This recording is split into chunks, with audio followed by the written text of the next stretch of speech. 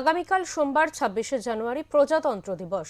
প্রজাতন্ত্র দিবসে কোনো রকম অপ্রীতিকর ঘটনা যাতে না ঘটে সেই জন্য দক্ষিণ ২৪ পরগনায় শুরু হলো স্টেশন, জলপথ এবং সড়ক পথে নাকা চেকিং। দক্ষিণ ২৪ পরগনা জেলার বিভিন্ন উপকূলীয় এলাকার মধ্যে অন্যতম গোসাবা, ক্যানিং, বাসন্তী, পাথর প্রতিমা, ফ্রেজারগঞ্জ।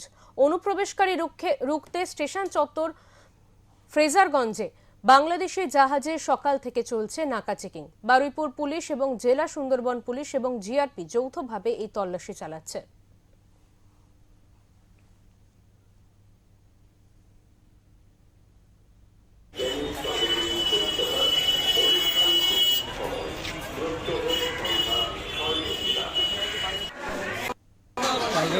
জানুয়ারি হবে নিরাপত্তার খাতিরে।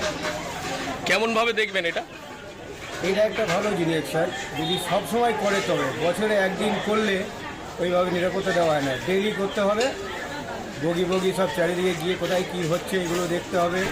এই এখান থেকে ক্যানিং থেকে বেশিরভাগ মৌবাদী এতে উল্টোপাল্টা লোক যাওয়া আসা করে, ঠিক মতন চেকিং হয় না। মানে কাছাকাছি সুন্দরবন বলে? হ্যাঁ, সুন্দরবন এই দিক থেকে তো পারাপার করার জন্যে।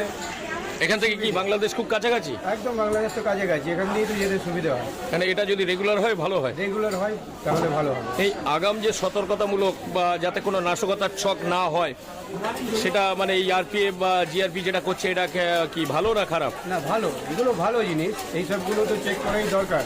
আরপিএফ জিআরপি দুজনে মিলে করছে, ভালো।